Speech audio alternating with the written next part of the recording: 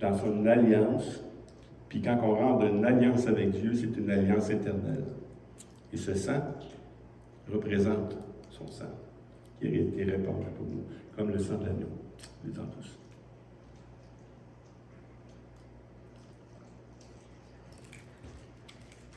Amen. Amen. J'ai pris ce passage de Luc qui parle que Jésus n'envoiera pas jusqu'à temps qu'il revienne dans son royaume, parce que le texte qu'on va voir aujourd'hui, c'est notre texte principal qui, dans Jean 18, vous pouvez le prendre, Jean 18, à partir du verset 33. Jean 18, à partir du verset 33. Jésus dit quelque chose d'assez extraordinaire. Il dit quelque chose que même les Juifs de l'époque, ce qu'ils attendaient du Messie, les Juifs de l'époque, c'était quoi, selon vous? Le Messie qui devait venir, il était pour faire quoi? Les délivrer, les sauver. Les sauver tout de suite, avec les Romains, les mettre dehors, et rétablir le royaume là. Et puis, on a vu que c'est pas ça qui est arrivé. C'est une conception du royaume terrestre. Puis nous, des fois, on a l'impression qu'on joue un peu à ça. Vous savez, j'ai lu avec le texte de la loi 176, il y a 2 semaines, j'ai lu quand même des passages sur comment est-ce qu'il disait ça. Et puis avec le royaume, avec le Royaume-Uni, parce qu'on est sous la reine, hein? On est dans. Fait que les lois, pour ça, c'est avec nous. Et puis, depuis qu'on est avec eux, ben, la loi 176 nous dit qu'on est autonome. On n'a pas à être géré par le gouvernement. On n'a pas à faire les choses que le gouvernement nous demande de faire. Même en temps de guerre, même en temps de peste, on n'est pas obligé de faire ces choses-là. Un peuple souverain. C'est comme si ça serait finalement le royaume de Dieu ici. Mais c'est pas ça. Et c'est pas ça non plus avec les textes qu'on va voir, ce que Jésus est venu faire. Il n'est pas venu établir son royaume ici. Il va venir le faire. Mais présentement, c'est comme on vit dans un autre monde, dans un autre royaume. Et le chef et le Dieu de ce monde, c'est pas Jésus-Christ. Hein? C'est comme on est dans le règne de Satan, puis il y a le règne de Dieu. Et puis, comment on va vivre ces choses-là? Bien, c'est ce qu'on va voir aujourd'hui. Est-ce que vous l'avez pris? Jean 18, 33. C'est Jésus qui répond à Pilate sur l'accusation des Juifs qui veulent l'emmener. Le sujet de sa condamnation, c'est qu'il se disait Messie roi. Donc, c'est vu qu'il était le Messie, il était le roi. Tu n'as pas le droit de te dire roi. Donc, même dans la loi des hommes, tu n'as pas le droit de le dire. Puis les Juifs se servent de ça. Pilate rentra dans le prétoire, après avoir appelé Jésus, et lui dit, « Es-tu le roi des Juifs? » Jésus répondit, « Est-ce de toi-même que tu dis cela, ou d'autres te l'ont dit de moi? » Pilate répondit, « Moi, suis juif. Ta nation et tes principaux sacrificateurs t'ont livré à moi. Qu'as-tu fait? » Jésus dit ici une phrase, « Mon royaume n'est pas de ce monde. » Répondit Jésus, « Si mon royaume était de ce monde, mes serviteurs auraient combattu pour moi, afin que je ne fusse pas livré aux Juifs. Mais maintenant, mon royaume n'est pas d'ici-bas. » Il le répète. Pilate lui dit, « Tu es donc roi? » Jésus répondit, « Tu le dis, je suis roi. Je suis né, je suis venu dans le monde pour rendre témoignage à la vérité. Quiconque est de la vérité écoute ma voix. » Pilate lui dit, « Qu'est-ce que la vérité? » Après avoir dit cela, il sortit de nouveau pour aller vers les Juifs. Il leur dit, « Je ne trouve aucun crime en lui. » C'est un texte qui me fait réfléchir beaucoup. Que Jésus, il dit, « Mon royaume n'est pas ici. » Parce qu'on a des fois des conceptions que le royaume de Dieu, c'est l'Église. Le royaume de Dieu, ce n'est pas l'Église. Le royaume de Dieu, c'est à Dieu. L'Église peut vivre le royaume et peut attendre beaucoup de choses. Mais de penser que le royaume de Dieu peut se répandre et on peut avoir des attentes au niveau du gouvernement, oubliez ça. Même si on a eu des droits, les droits ne sont plus là. Même si la loi est écrite, la loi est bafouée. C'est normal. Puis Jésus nous l'a dit carrément comme ça. Non, non, vous allez avoir des tribulations dans ce monde. Vous n'allez pas régner dans ce monde. Un jour, on va venir régner. Et maintenant, je peux régner dans vos cœurs, dans vos vies. Mais dans ce monde, ce n'est pas le temps. Et puis, il y a les paroles qui sont dites que Jésus prend ici, ça me fait penser dans le passage d'Hébreux 10, si vous avez le temps d'y tourner, Hébreux 10, 35, en parlant du royaume. Il dit, n'abandonnez donc pas votre assurance à laquelle est attachée une grande rémunération, car vous avez besoin de persévérance, afin qu'après avoir accompli la volonté de Dieu, vous obteniez ce qui vous est promis. Encore un peu de temps. Celui qui doit venir viendra. Il ne tardera pas. Et mon juste vivra par la foi. Mais s'il se retire, mon âme ne prend pas plaisir en lui. Nous ne sommes pas de ceux qui se retirent pour perdre, mais de ceux qui ont la foi pour sauver leur âme. Donc, on voit ici quelque chose qui nous parle que Jésus va revenir. Il ne retardera pas. Si ça tarde, attends-la. Ça, c'est tiré du texte d'Habakkuk. Habakkuk c'est un des prophètes de l'Ancienne Alliance, il a reçu des révélations de Dieu sur la déportation de Babylone, des Juifs à Babylone. Parce que les Juifs avaient mal agi. Il devait avoir une correction. Et puis, vu que les Juifs agissaient mal, Dieu ne peut pas laisser le péché impuni. Donc, il a permis de prendre quelqu'un de plus méchant que lui pour l'emmener en déportation. Et ça va durer 70 ans. 70 ans. Et le texte que Hébreu prend ici, encore un peu de temps, celui qui vivra viendra, celui qui doit venir viendra, il ne tardera pas, et mon juste vivra par la foi. C'est exactement la réponse qu'Habakkuk a eue de l'Éternel. Il dit combien de temps? Pourquoi qu'on a ça? Dieu y répond. Pourquoi et combien de temps? Mais il dit une chose, c'est que le méchant, dans Habakkuk, il dit le méchant, lui, il va avoir ses conséquences.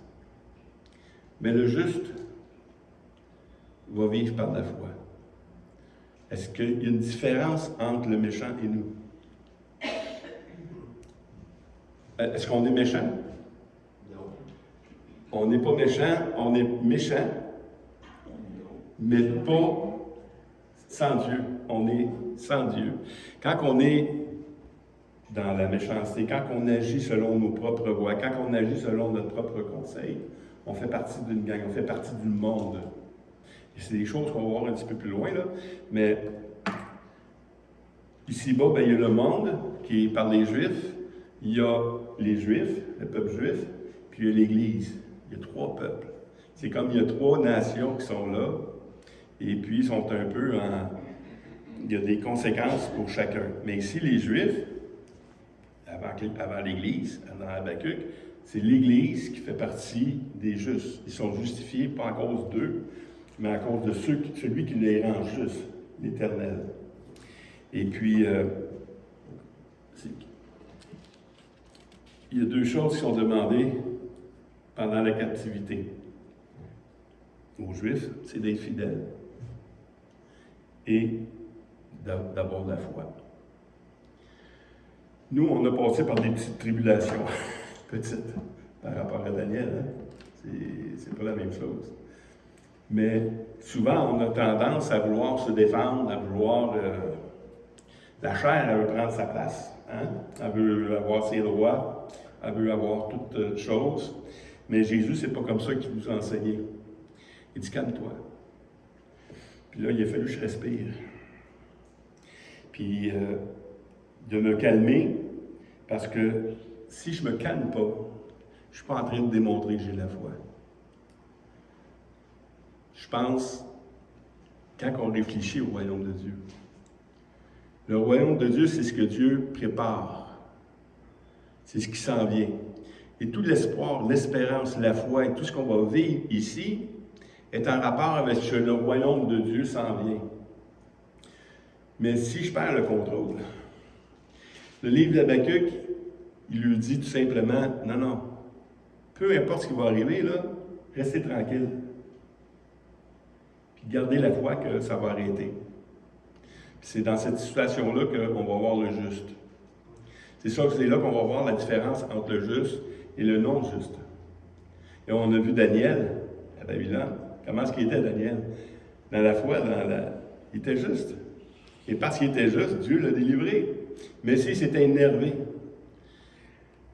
pas sûr l'histoire aurait été pareille. Jésus, Dieu, il demandait aux Juifs de se tenir tranquilles, de faire les choses selon ce qu'il demandait. Jésus demandait aux chrétiens de vivre tranquille et de faire ce qu'ils voulaient. Puis vous allez voir que selon Habakkuk. Et ce que Jésus nous demande, c'est pas mal semblable. C'est ce qu'on va voir maintenant.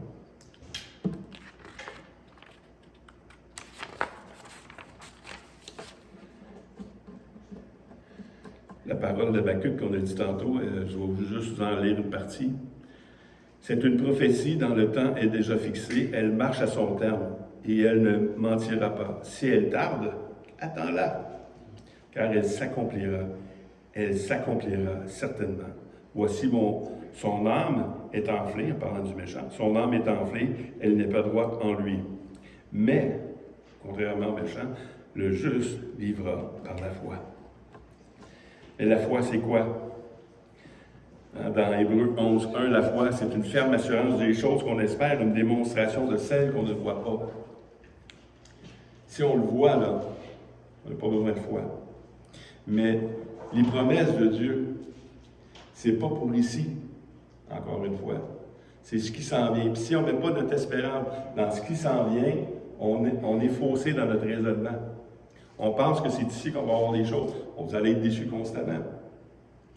Parce que Dieu n'est pas en train d'établir son royaume présentement. On goûte le royaume, on va en parler plus tard. Mais le vrai établissement de Dieu du royaume ici, c'est lui qui le fait. 1 Corinthiens 2, 9 à 14. On peut voir ces choses-là. 1 Corinthiens 2, 9 à 14.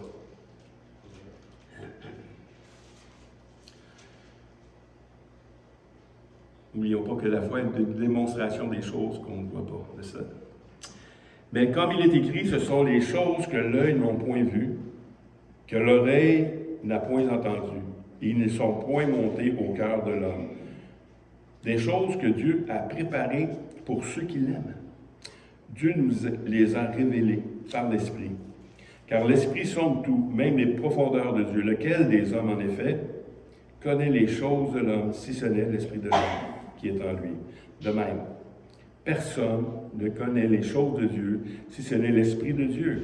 Or, nous n'avons pas reçu l'Esprit du monde, mais l'Esprit qui vient de Dieu, afin que nous connaissions les choses que Dieu nous a données par sa grâce. Et nous en parlons non avec un discours qu'enseigne la sagesse humaine, mais avec ceux qu'enseigne l'Esprit, employant un langage spirituel pour les choses spirituelles. Mais l'homme animal ne reçoit pas les choses de l'Esprit de Dieu, car ce sont une folie pour lui. Il ne peut les connaître parce que c'est spirituellement qu'on en juge. Le royaume de Dieu, c'est quelque chose de spirituel. Le royaume de Dieu, c'est quelque chose qui vient, mais qui est spirituel. Puis pour le saisir, il y a seulement que l'homme spirituel qui peut le saisir. Même s'il y a tous les écrits, même si c'est écrit noir sur blanc, il ne peut pas saisir. On s'amusait avec Gaétan, parce que Gaétan, il enseigne souvent sur Jean, puis comment Jésus parle aux gens de choses spirituelles, puis les gens, eux autres, sont toujours poignés à la terre. Hein? Comme avec Nicodème, quand il dit « Faut que tu naisses de nouveau ». Ben voyons donc, on ne peut pas rentrer dans le ventre de ma mère et naître de nouveau. Il ne comprend rien. Il ne peut pas comprendre. Parce que c'est spirituellement qu'on saisit le royaume. C'est exactement ce qu'il dit à Nicodème. Jésus, il dit, si tu ne nais de nouveau, Jésus lui dit, en vérité, je te le dis, si un homme ne naît de nouveau, il ne peut voir le royaume. Avec le royaume, si tu n'es pas né de nouveau, si ça ne t'a pas été donné, tu ne peux pas le voir. Mais quand ça t'a été donné, ça produit quelque chose. Ça produit quelque chose de grand. Une autre phrase que Jésus a dit dans Luc 17, pas besoin de tourner, je vais juste vous le dire comme ça. Un pharisien demanda à Jésus, quand viendra le royaume de Dieu? Il leur répondit, le royaume de Dieu ne vient pas de manière à frapper le regard. On ne dira point, il est ici ou il est là, car le royaume de Dieu est au milieu de vous. Vous savez, la question de déjà et pas encore, ben c'est là qu'on le voit. Parce que dans d'autres passages, on voit très bien que quand Jésus revient, ça va être frappant à l'œil, tout le monde va le voir comme l'éclair d'un bout à l'autre. Ça va être frappant quand j'ai le retour de Jésus. Mais Jésus, ici, il est en train de parler que, ici, le royaume de Dieu, il est déjà là.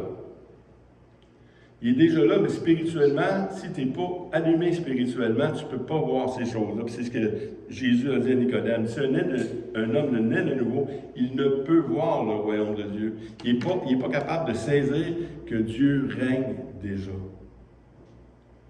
Dieu règne déjà. Ça, c'est une consolation pour nous, de savoir que Dieu règne déjà. Il n'y a rien qui échappe au contrôle de Dieu. Et puis, quand on le voit spirituellement, quand on est allumé spirituellement, quand on est né de nouveau, on peut comprendre ces choses-là. C'est là qu'on peut rester calme. Si on sait que Dieu règne, puis il n'y a rien qui arrive sans son contrôle, est-ce qu'on doit s'énerver? Écoute, il n'y a pas plus grand que lui. Si Dieu contrôle, si Dieu règne, déjà, on n'a pas à s'inquiéter. On doit rester dans le calme. Puis c'est ça, marcher par la foi. Le juste vivra par la foi. C'est de comprendre, premièrement, que Dieu règne. Si on ne comprend pas que Dieu règne, on va faire les yeux sans l'estomac. On va regarder les situations. Puis là, on va nous enlever nos droits. Puis il va arriver ci, puis il va arriver ça, puis on va être malade, puis on va mourir. Ben oui, on va tous être malades, puis on va tous mourir à un moment donné. C'est vrai? Tôt ou tard. Mais celui qui a l'espérance, celui qui a la foi, celui qui a l'espérance, puis celui qui est dans l'amour, il y a quelque chose que les autres n'ont pas. Puis vu qu'il n'a pas les choses que les autres ont, qu'il y a les choses que les autres n'ont pas, il ne devrait pas avoir le même comportement. Il ne devrait pas être en train de paniquer par les choses qui arrivent présentement. Moi, je me réjouis. J'ai commencé à me réjouir. Parce que le Seigneur est proche, là. Il s'en vient. Et s'il s'en vient établir quelque chose de plus durable. Il y a quelque chose qui est là temporairement. Dieu règne, on le sait, Dieu règne, mais bientôt, il va régner d'une manière plus concrète.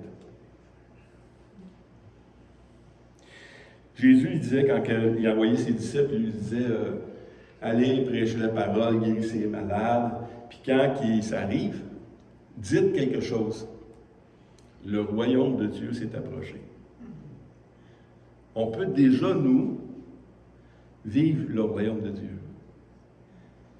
Même s'il n'est pas établi encore, il est déjà là. Parce que le royaume de Dieu commence dans nos cœurs à nous autres. Puis ce qui est étonnant dans Jésus, quand il dit ces paroles-là, il dit la même chose à ceux qui, s'ils vous rejettent, là, dites-leur aussi que le royaume de Dieu s'est approché. Parce qu'ils ont goûté quelque chose qu'ils vont pouvoir goûter davantage. Dans 2 Corinthiens 4,18, il dit « Parce que nous regardons non point aux choses visibles, mais à celles qui sont invisibles.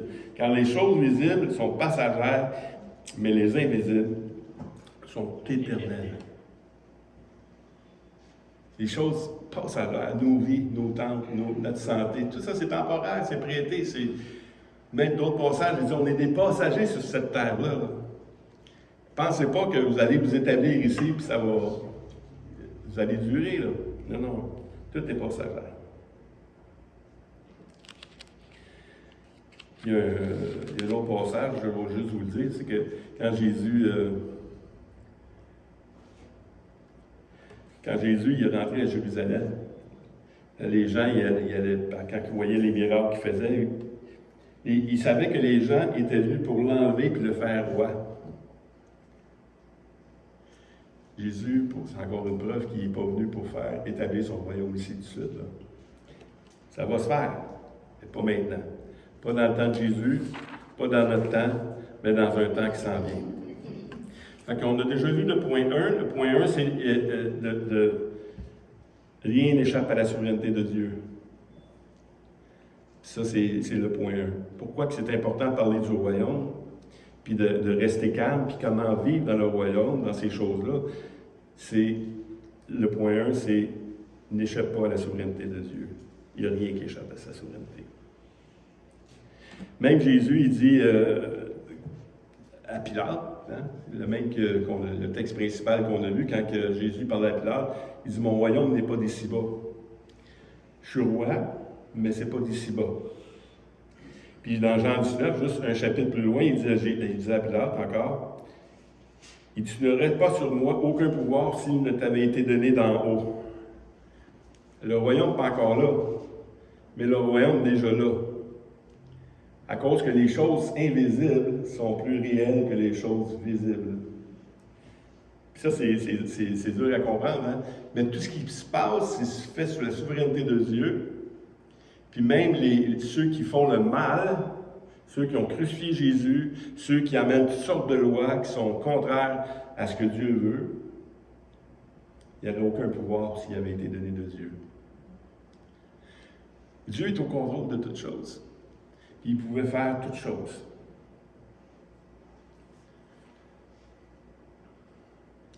Mais ici, on va finir avec 1 Corinthiens 13. Pas besoin d'aller, vous le connaissez par cœur de toute façon. Maintenant, ces trois choses demeurent, la foi, l'espérance, la charité. Mais la plus grande de ces choses, c'est la charité. La plus grande de ces choses, c'est l'amour. Premièrement, la foi. Le juste vivra par la foi. Vivre par la foi, c'est de vivre conformément à la parole de Dieu. Et à ce qu'il dit. Puis si on ne connaît pas la parole de Dieu, on peut s'énerver. Mais si on comprend la parole de Dieu, dire non, tout est au contrôle de Dieu. Vivre de la foi, c'est que ce que Dieu a promis, il va l'accomplir. Hein? Comme on a vu dans Habakkuk. La foi, c'est d'avoir un comportement également. Parce que la foi, j'ai écouté le pasteur Jeff cette semaine, puis il parlait aussi un peu de ça, justement, qui disait que la foi, là, c'est comment tu fais pour savoir si quelqu'un a la foi? C'est quoi la différence entre quelqu'un qui a la foi et quelqu'un qui n'a pas la foi? Bien, c'est son comportement, tout simplement. Si tu sais que le royaume de Dieu s'en vient, puis que l'Église est l'épouse de Christ qui s'en vient, Jésus dit que l'épouse doit se préparer parce que dans Éphésiens 5, 27, il nous dit qu'afin de faire paraître devant lui cette Église glorieuse, sans tache, ni ride, ni rien de semblable, mais sainte et irréprochable. L'Église que Jésus s'en vient chercher, elle est sainte, sans tache, irréprochable. Donc, c'est quoi le mandat de ceux qui sont là encore? Ceux qui ne sont pas encore rentrés dans le royaume? Bien, c'est de se garder. C'est de la sanctification. Hein? Ce que Dieu demande, ce que Dieu veut, c'est votre sanctification. Donc, la différence entre quelqu'un qui est sauvé et quelqu'un qui n'est pas sauvé, c'est quelqu'un qui se garde. Mais il ne faut pas tomber dans le côté extrême de dire, bien, des fois je tombe, oui, je tombe. Mais c'est pour ça qu'il faut demander pardon à Dieu. On demande pardon à Dieu, puis Dieu nous sanctifie. On est sanctifié pas à cause de nous, mais à cause de son sang, lui. À cause de lui, comme on l'a chanté. Mais on a quand même un travail qui s'enligne. Paul dit à Timothée, il dit de vivre sans tâche, vie sans tâche, sans reproche, jusqu'à l'apparition de notre Seigneur Jésus-Christ, qui manifestera en son temps la bienheureuse et le seul souverain, le roi des rois, le Seigneur des seigneurs. Fait en attendant, fais juste te tenir sans tâche. Reste tranquille. Tu n'es pas obligé de te battre. Deuxième point, c'est l'espérance. Hein? La foi, l'espérance. L'espérance, c'est quoi? Contrairement à la foi. C'est une ferme conviction. On sait que notre espérance, c'est Jésus. Notre espérance, c'est Jésus, mais l'espérance en elle-même, c'est quoi C'est l'espérance? une ferme assurance, une ferme conviction des choses qu'on espère. C'est qu'on a déjà la joie, déjà on voit ce qui va s'en venir. C'est ça l'espérance, c'est que par l'Esprit, on est capable de discerner ce que Dieu nous a proposé et de quoi il nous a sauvés. Oui. Tu sais, quand le gars il est perdu là, dans les montagnes, il voit la lumière au coin, ça fait des jours qu'il est perdu, mais maintenant il voit la lumière au coin dans une autre montagne, puis il entend des chants. Il a soif, il est angoissé, tout ça, puis là la paix vient, il dit enfin, là, la joie prête, puis là il y a de l'effort, pourquoi? Ben, il est rendu? Non, mais il y a l'espoir, hein, il est content ici. Oui. On peut l'expliquer comme ça aussi, mais l'espérance, c'est basé sur ce que Dieu dit. C'est Dieu notre espérance. C'est sa parole, l'espérance. Tout ce que Dieu promet, c'est notre espérance. Il a promis qu'il nous préparerait quelque chose. Fait que ça devient notre espérance. Maintenant, la foi, contrairement à la foi va se préparer à rentrer dans l'espérance qu'on a. Donc, l'espérance, c'est quelque chose de grand. L'espérance se base sur la parole de Dieu, pas sur nos émotions, hein? Nos sentiments. Ça ment. C'est pas sur nos sentiments qu'on va vivre, mais sur la parole de Dieu, la parole déclarée, qui nous donne cette espérance-là, puis que maintenant qu'on a l'espérance, maintenant on doit marcher dans la foi pour l'accomplir. Mais marcher dans la foi pour l'accomplir, bien, c'est pour ça qu'il dit que la plus grande de ces choses, c'est l'amour. C'est pour ça qu'il dit ça. Il y a la foi et l'espérance, mais la plus grande de ces choses, c'est l'amour. L'amour démontre que tu as la foi et que tu as l'espérance. Tout simplement. Dans Romains 8, 24, il dit « Ce n'est pas en espérance, car c'est en espérance que nous sommes sauvés. Or, l'espérance qu'on voit n'est plus espérance. Ce qu'on voit, peut-on l'espérer encore.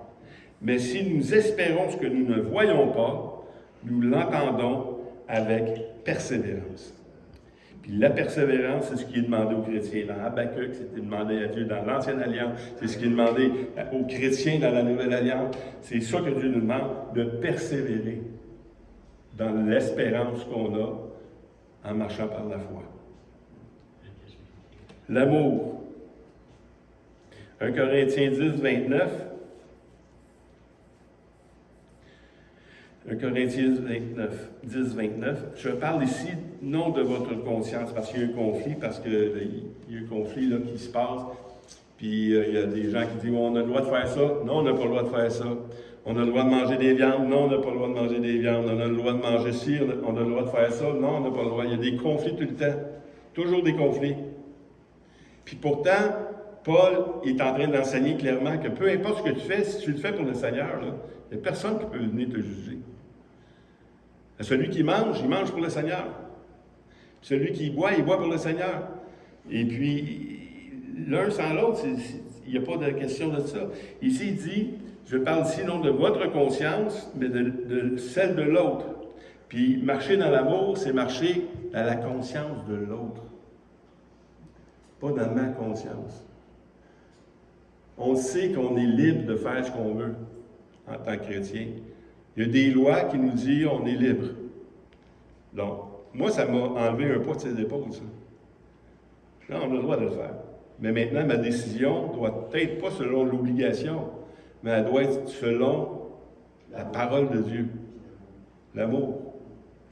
Ici, il dit, pourquoi en effet ma liberté serait-elle jugée par une conscience étrangère?